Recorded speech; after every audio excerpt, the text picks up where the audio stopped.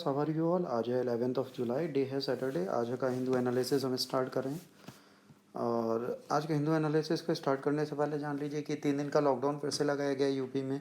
कुछ स्टेट्स में महीने भर का, कुछ स्टेट्स में 2 वीक्स का। देखिए, अगर कोविड-19 के केसेस डिक्लाइन हो रहे हैं इससे, तो इसका कोई लॉस नहीं है, बेनिफिट ही है। बट अगर ये राइट डायरेक्शन में अप्रोच लिया जाए तो अगर 2 दिन का या 3 दिन का लॉकडाउन है, तो अगर आप इंसर्ज में रहें और आप कोशिश करें लॉकडाउन में रहने की और गवर्नमेंट के ऑर्डर्स को फॉलो करें, तो शायद टाइमली हम इस चीज़ को ख़त्म कर सकते हैं, rather than violating and enjoying to breaking laws. अगर आप लॉज को ना तोड़ें और घर पे रहें तो बेहतर रहेगा। तो कोशिश करें कि आप घर पे रहें, चीज़ों को करें। इंपॉर्टेंट न्यूज़ एनालिसिस पे आ जाते हैं। पहला है, सोलर एनर्जी बहुत बड़ा रोल प्ले करेगा आत्मनिर्भर भारत का। देखिए, आज की डेट में सोलर एनर्जी अगर हम ठीक से करते हैं तो सेल्फ रिलायंट हो जाएंगे हम एनर्जी के लिए। आत्मनिर्भर भारत अगर हमें बनाना है तो हमें चीज़ें करनी है। ये इन्होंने बोला है 750 मेगावाट का सोलर पावर प्लांट रेवा डिस्ट्रिक्ट मध्य प्रदेश में इन्होंने अनाउंस किया। देखिए, सोलर पावर एक रिन्यूएबल एनर्जी है, क्लीन एनर्जी सोर्स है। और हम बहुत दिनों से इसके बारे में बात कर रहे थे। हमारे यहाँ ट्रॉपिकल रीजन में जिस जगह पर हमें हमें सनलाइट मिलती रहती है अप्रॉक्स अच्छी खासी, इक्वेटर पे ज़्यादा फ़ायदा है हम मानते हैं। बट हमें भी लॉस नहीं है इस चीज़ का। तो अगर हम सोलर पैनल को यूज़ करें और इसको प्रॉपर मैनर में रखें तो हमें 110% हेल्प होगी। तो हमें कोशिश करनी चाहिए इस चीज़ को हम करें, तभी हमें फ़ायदा होगा, वरना हमें प्रॉब्लम होती रहेगी। तो चलिए कोशिश करते हैं कि हम सोलर पैनल को लगाते हैं। अब इशू ये आता है, सोलर पैनल जो है वो चाइना से हम इंपोर्ट करते थे। आज की डेट में कुछ प्रॉब्लम है, तो वो सही हो जाए उसके बाद देखते हैं। बट अगर हमें कुछ खुद करना है तो सोचना पड़ेगा कि हम कैसे क्या कर सकते हैं, समझिए कैसे होगा। पर आत्मनिर्भर भारत बनाने के लिए हमें बहुत कुछ करना है। दिल्ली मेट्रो को भी देखिए, हमने उनका खुद का सोलर पैनल का प्लान दे दिया है। और दूसरा, अब देखिए चीज़ें करनी है तो हमें बहुत राइट डायरेक्शन में रहना पड़ेगा और उसके बिना काम नहीं चलेगा। तो आत्मनिर्भर भारत के लिए सबसे इम्पॉर्टेंट फैक्ट्स यही हैं कि हम इलेक्ट्रिसिटी की चीज़ों को पहले करें। तो अगर देखिए एनर्जी की नीड हमारी फुलफ़िल होती है तो हम डेवलपमेंट में बहुत आगे जा सकते हैं। इसके बाद अगली न्यूज़ थी, 40% एक्सेस रेन इन इंडिया अभी तक हो चुकी है। 40 डिस्ट्रिक्ट से ऊपर हैं जो इससे बेनिफिट पा चुकी हैं। देखिए, एग्रीकल्चर मानसून रिटर्न हम थे, हमें डिपेंड मानसून पे थे और टाइमली मानसून आ गया, इवन अच्छा मानसून आया है। तो हम उम्मीद करते हैं कि चीज़ें इस बार थोड़ी सही होंगी। इसके बाद आपको पता है, जो तबलीगी जमाती वाले लोग थे उनमें कुछ फॉरेनर्स भी थे। 73 फॉरेनर्स वॉक फ्री हो गए। 83 अदर्स को बेल मिल गई। 7 से 10 हज़ार का उन्हें फ़ाइन देना पड़ा, उसके बाद उन्हें बाहर निकाल दिया गया। कई दिनों से एडिटोरियल चल रहा था कि कोविड-19 have no religion. In real उनका कोई रिलीजन नहीं था। अब ये फॉरेन नेशनल एक रिलीजियस समिट या काउंसिल को ऑर्गेनाइज हो रही थी, उसको अटेंड करने आए थे। इन्हें नहीं पता था कि कोविड-19 हो जाएगा। इसके बाद डिसएंगेजमेंट जो है फर्स्ट स्टेज का कंप्लीट हो गया, फर्स्ट फेज़ का। 4 to 5 फिंगर्स तक जो है पीपल लिबरेशन आर्मी बाहर जा चुकी है। राजनाथ खुद ही इस सिचुएशन को रिव्यू कर रहे हैं। देखिए, बहुत दिनों से टेंस सिचुएशन बनी थी, अब चीज़ें सही हो रही हैं। एयर इंडियन फोर्स का जो एयरक्राफ्ट है वो भी दिख रहा होगा आपको पिक्चर में। ये सब चीज़ें हैं। अब देखिए ये क्या है, व्यूज़ कर रहे हैं, मॉनिटर कर रहे हैं, ड्रोन से भी, क्राफ्ट से भी, सिचुएशन को सैटेलाइट से भी देखा जा रहा है। तो ऐसा नहीं कि चीज़ें नहीं हो रही, धीरे धीरे एलएसी से ये चीज़ें हो जाएंगी। फिर हमें कोशिश करनी है म्यूचुअल टॉक्स करें। इसके बाद हमने क्या था, अपाचे हेलीकॉप्टर्स मांगे थे 6E, तो 22 मांगे थे, जिसमें लास्ट 5 और आ चुके हैं, इंडियन एयरफोर्स में जा चुके हैं। तो अब ये चीज़ें हैं। और इनमें से जो 5 अभी आए हैं उनको ले एयर बेस में डिप्लॉय किया गया है। इसके बाद देखिए, चाइना यूएस आप जानते हैं इस वक्त इशूज़ चल रहे हैं, तो इन्होंने उइगर मुस्लिम्स वाले इशू को फिर से उठा दिया है। जिंगजेंग प्रोविंस है चाइना का, जो पीओके के ऊपर है। उस प्रोविंस में उइगर मुस्लिम्स रहते हैं जिनके साथ बहुत सारे सैंक्शंस लगाए जाते हैं। उनकी कंडीशन मिजरेबल है, उनको डिटेंशन कैंप्स में रखा जा रहा है। ये डिटेंशन कैंप की कंडीशन है। और एक आ गया, इस डिटेंशन कैंप में उनको हम स्किल लर्न करा रहे हैं। तो उस पर है, देखिए कंसर्न की बात है कि चाइना अगर डिटेंशन कैंप बनाता है तो उसकी कंडीशन बहुत मिजरेबल होती है। जैसे यूएन ने इंडिया में जो डिटेंशन कैंप जेएंडके में बनाए गए उसके लिए उंगली की, उसके लिए बहुत अच्छे वर्ड्स नहीं बोले और बोला कि यहाँ पर भी बहुत बुरी हालत है। उसी तरह अगर आप बात करें तो चाइना ने जो डिटेंशन कैंप्स बनाए बेटा, उनकी क्या कंडीशन है इसके बारे में भी समझना पड़ेगा। देखिए, किसी भी इशू में फिंगरिंग करने की आदत बहुत अच्छी है यूएसए की, बट इस चीज़ को फिर उसे करना चाहिए। अपनी टांग अड़ाना ज़रूरी नहीं है हर चीज़ पे हो, बट अगर आप कहीं पे भी उंगली कर रहे हैं तो आपको ये ध्यान रखना चाहिए, उसके प्रूफ दें। तो चाइना के साथ इनके इश्यूज़ अच्छे यूएस के नहीं हैं, तो वो लगातार कोशिश कर रहे हैं कि चीज़ों को कैसे अपडेट करें। तो इगर मुस्लिम वाली कंडीशन को फिर से उठा रहे हैं। ये चाहते हैं कि ये छोटी छोटी चीज़ें उठाएं। अभी वीज़ा वाला कंसर्न था, स्टूडेंट्स वाला, वो भी इशूज़ हैं। चाइना की ऐप्स और चीज़ें बैन करने की बात थी। वर्ल्ड वाइड 5G जो इनका है, लिटे एंड अदर कंपनीज़, उनको बैन करने की बात की जा रही है। तो आज कोई भी ऐसा नहीं है जो बिट को फुलफिल कर रहा हो या फॉलो कर रहा हो। तो आज चाइना को हम वैसे काउंटर करने की कोशिश कर रहे हैं, क्योंकि मुस्लिम वाला इशू भी ज़रूरी है। ह्यूमैनिटेरियन ग्राउंड में उनके साथ भी बुरा हो रहा है, तो इसको करना है। हुआई कंपनी जो 5G की, उसे भी बैन कर दिया। इंडिया ने भी, अदर वर्ल्ड की कंट्रीज़ भी कर रही, यूके भी कर रही। देखिए, चाइना बहुत इंपॉर्टेंट रखती है लोगों के लिए, बट इस तरह नहीं जिस तरह वो चाहते हैं। तो अगर मुस्लिम का इशू यूएस उठा रहा है, पॉलिटिकली एजेंडा भी है कुछ तरह से, बट ठीक है। इसके बाद फ्रांस ने इजराइल से बोला है कि वेस्ट बैंक एनेक्सेशन का प्लान रोक दे। देखिए, काफ़ी कंट्रीज़ हैं जो इसके अगेंस्ट खड़ी हैं, उसमें फ्रांस भी खड़ा हो गया है। ये कोई अच्छी चीज़ नहीं है जो फ़िलिस्तीन के साथ कर रहे हैं, तो उस पर बात चल रही है, इस प्लान को रोकना पड़ेगा। किम सिस्टर ने कहा है कि अब किसी और सबमिट की ज़रूरत नहीं है यूएस के साथ। जाहिर सी बात है, पॉलिटिकल टाइम चला है। किम जो योंग जो हैं, ये किम योंग की बहन है, इन्होंने बोला है कि अब मीटिंग का कोई फ़ायदा नहीं।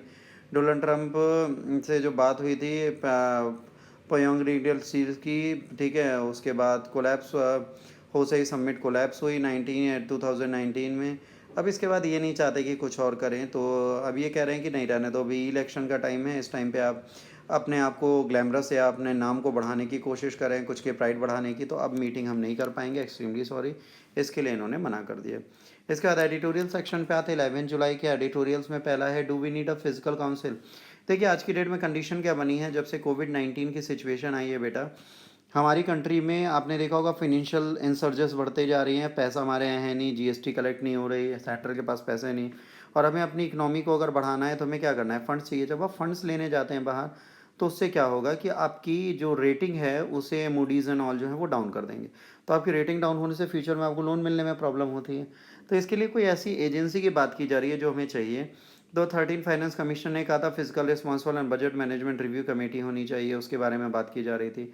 तो ऐसा नहीं, इंटरनेशनल मॉनेटरी फंड ने भी ये बोला है कि 50 कंट्रीज़ के पास ऐसी काउंसिल है जो उनको फंडिंग और पब्लिक डोमेन में हेल्प करते हैं, गवर्नमेंट को कोशिश करते हैं कि किसी डिफ़ॉल्ट के बिना वो अपने फिजिकल नीड्स को फुलफ़िल कर पाएँ। देखिए, कोविड-19 के टाइम पर हमारी कंडीशन बुरी है।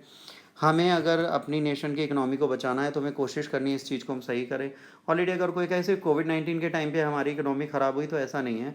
आप समझिएगा, कोविड-19 से पहले भी हमारी ग्रोथ रेट जो 7-8 रहती थी, वो 4.1 के आसपास जा चुकी थी। आज -10 पे है हमारी जीडीपी। जाहिर सी बात है, लॉकडाउन्स एंड कोविड-19 के बढ़ते हुए केसेस और इंटरनेशनल टेंस सिचुएशन ने बहुत कुछ बदल दिया है। आज चीज़ें हैं। उसके बाद कहा जा रहा है कि आज की डेट में हमारे यहाँ जो है जॉइंट स्टेटमेंट जो आते हैं वो कौन से लोग निकालते हैं, तो उसमें आप देखेंगे रिजर्व बैंक और सेंट्रल स्टैटिकल जो ऑफिस है वो मिलकर इस चीज़ को करते हैं। इसके बाद फिजिकल पॉलिसी स्ट्रेटजी स्टेटमेंट निकाला जाता है। अब सिंपल सी चीज़ है, हमारे पास ऑलरेडी बहुत सारी एजेंसीज़ हैं, जिसमें comptroller auditor general of India है, ये हमारे पास है जो इसका वर्क कर सकता है। तो ज़रूरी नहीं कि हम नई ब्यूरोक्रेसी सिस्टम को लागू करें और बहुत सारा बर्डन अपने ऊपर लें। इससे बेहतर है जो हमारे पास पहले से मैकेनिज़्म है उसको और बेहतर करें, इम्प्रूव करें। अगर उसे बेहतर इम्प्रूव करेंगे तो हम अच्छा बेटर ऑप्शन दे सकते हैं।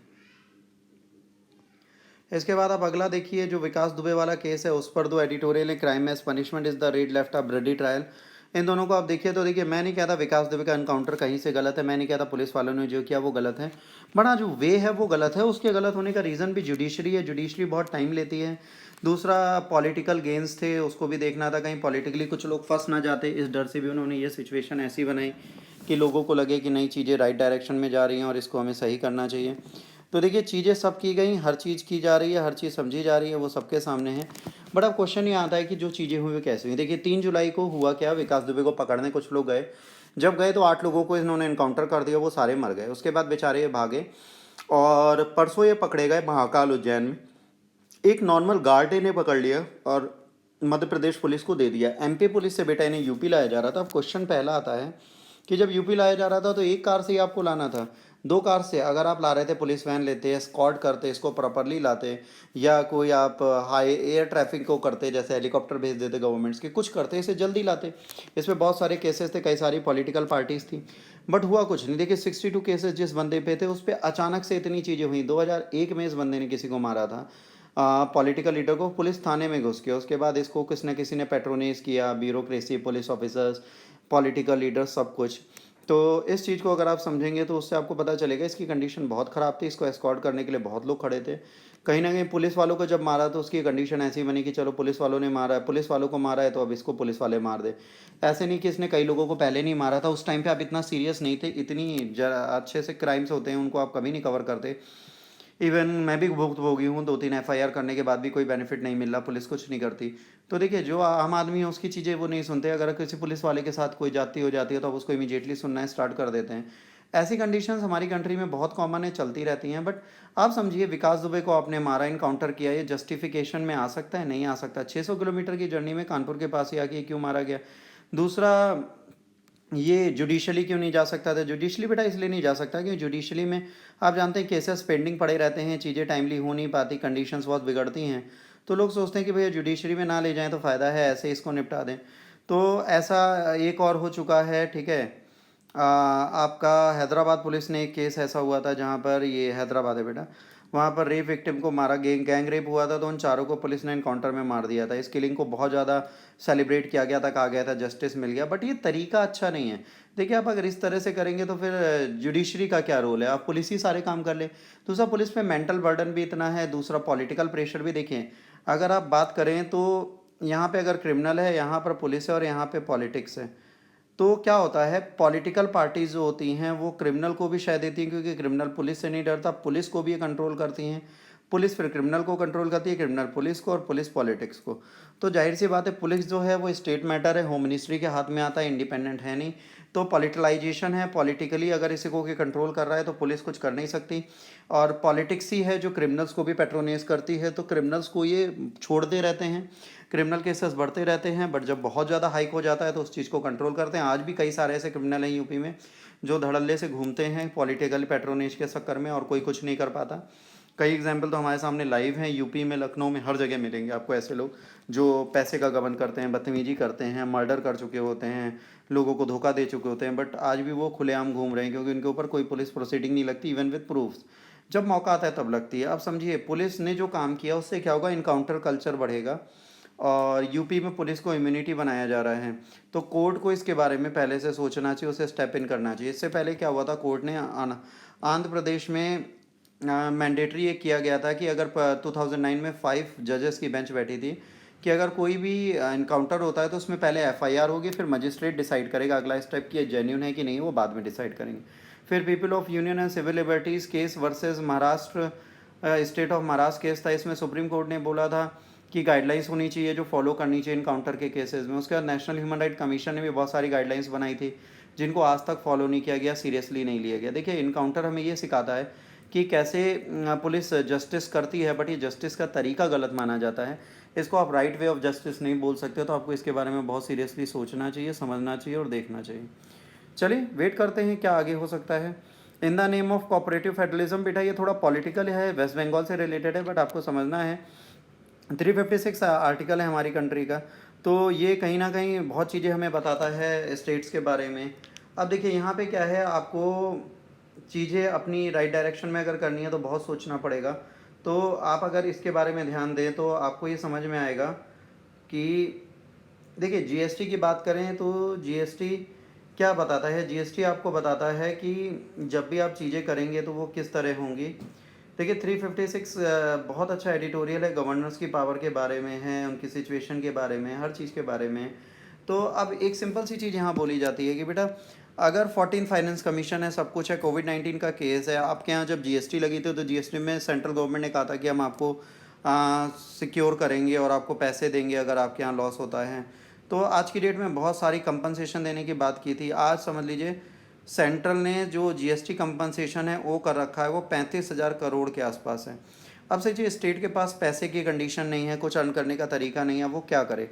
इसी तरह आप देखेंगे कोविड-19 आया, सेंट्रल की पॉलिसीज़ आई, आज की डेट में 14 फाइनेंस कमीशन में 4.86 लाख करोड़ का गैप है फाइनेंस कमीशन ने जो प्रॉमिस किया है स्टेट को देने के लिए। इसके बाद अगर कोविड-19 का देखें, स्टेट बैंक ऑफ इंडिया ने कहा कि कलेक्टिव जीएसपीडी ड्यू जो पैंडेमिक में 30.3 लाख करोड़ है और 3.5% है ये टोटल। अब आप ये देखिए कि अभी साइक्लोन आया, एम्फान जो आया बंगाल में, वहाँ पर 2.8 मिलियन हाउसेज और 1.8 बिलियन हेक्टेयर फार्म लैंड बर्बाद हो गया। इमीडिएटली गवर्नमेंट को एस्टिमेटेड लॉस था 1.02 लाख करोड़ का। गवर्नमेंट ने तुरंत, जो बंगाल गवर्नमेंट थी उसने 60 to 150 करोड़ तुरंत दे दिया, और सेंट्रल ने मदद की सिर्फ 1,000 करोड़ की। भाई आज की डेट में कई सारी कंडीशन ऐसी हैं जहाँ पर एड देनी चाहिए पर लोग नहीं दे रहे। उसके बाद रूरल डेवलपमेंट मिनिस्ट्री को ट्रांसफ़र करना था 4800 करोड़ वेस्ट बंगाल में, ममता बनर्जी से जब बात हुई थी, और ये ज़रूरी था, बट ये चीफ मिनिस्ट्री से बात होकर प्रॉमिस करने के बाद भी वो प्रोजेक्ट ऑन होल्ड डाल दिए गए पेंडेमिक के टाइम पर। आज अगर सेंट्रल सपोर्ट स्कीम्स की बात करें, 36,000 करोड़ की स्कीम है, 11,000 करोड़ की फंडिंग आउटस्टैंडिंग जीएसटी की 3,000 करोड़ है। तो अगर आप बात करें सो वेस्ट बंगाल को सिर्फ देना है 53,000 करोड़ रुपए देना है, बाकी स्टेट की हम बात ही नहीं कर रहे।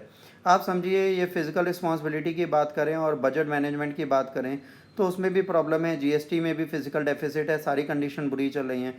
कोविड-19 के टाइम पे सबको पैसा चाहिए, तो जाहिर सी बात है स्टेट और सेंट्रल को मिलके काम करना चाहिए। ये कहीं ना कहीं सही डायरेक्शन है नहीं कि जिसके थ्रू ये हो, तो हमें कोशिश करनी चाहिए कि हम फाइनेंशियल कंडीशन को इम्प्रूव करें। डेटा आपके सामने, आप इससे रीड कर सकते हैं।